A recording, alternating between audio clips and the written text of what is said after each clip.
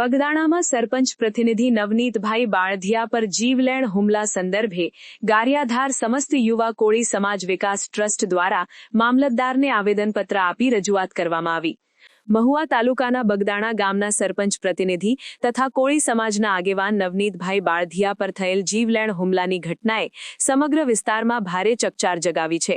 પ્રાપ્ત માહિતી મુજબ બગદાણા ટ્રસ્ટ બાબતે સાહિત્યકાર માયાભાઈ આહિર સાથે થયેલી ચર્ચા બાદ તેમના પુત્ર જયરાજ આહિર અને તેના મળતિયાઓ તરફથી નવનીતભાઈને ધમકીઓ આપવામાં આવી હતી, જેના વોઇસ રેકોર્ડ પણ ઉપલબ્ધ હોવાનું જાણવા મળે છે।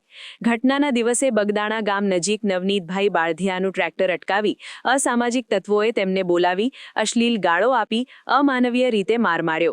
હુમલામાં તેમનો મોબાઈલ ફોન તથા વાહનને પણ નુકસાન પહોંચાડવામાં આવ્યું હતું। આ મામલે મૂળ ફરિયાદમાં નામજોગ આરોપીઓ દર્શાવાયા હોવા છતાં પોલીસ તપાસ દરમિયાન મુખ્ય ષડયંત્રકારોને બચાવવામાં આવી રહ્યા હોવાની આશંકા વ્યક્ત કરવામાં આવી હતી।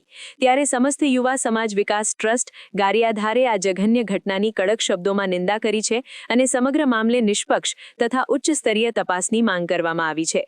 સાથે જ ચેતવણી આપી છે કે જો નવનીતભાઈ બાળધિયા અને તેમના પરિવારને ન્યાય નહીં મળે અને સાચા ગુનેગારો સામે કડક કાર્યવાહી નહીં થાય તો સમગ્ર ગુજરાતનો કોળી સમાજ ગાંધી ચિંધ્યા માર્ગે શાંતિપૂર્ણ આંદોલન કરશે। આ ઘટનાને લઈ હાલ વિસ્તારમાં તણાવની સ્થિતિ જોવા મળી રહી છે અને લોકો ન્યાયની માંગ સાથે એકત્રિત થયા અને તટસ્થ તપાસ કરી આ ઘટનામાં સંડોવાયેલા તમામ વિરુદ્ધ કાર્યવાહી કરવામાં આવે તેવી માંગ કરવામાં આવી હતી। બગદાણા નવનીતભાઈને ન્યાય નહીં મળે ત્યાં સુધી આ લડત ચાલુ રહે। આજે અમે મામલતદાર ઓફિસે આવીને મામલતદાર સાહેબને સમસ્ત કોળી સમાજ બધા કોળી ભેગા થઈને આવેદનપત્ર આપીને અમે જ્યાં સુધી ન્યાય નહીં મળે ત્યાં સુધી અમારી લડત ઠેઠ લગીને ચાલુ રહેશે અને ન્યાય મળે। સમાચારની અવનવી અપડેટ જોતા રહો નિખરતા ગુજરાત ન્યૂઝ સાથે। નિખરતા ગુજરાત ન્યૂઝને લાઇક, શેર, સબસ્ક્રાઇબ કરો અને બેલ આઇકન દબાવીને સમાચારની ઝડપી માહિતી મેળવો।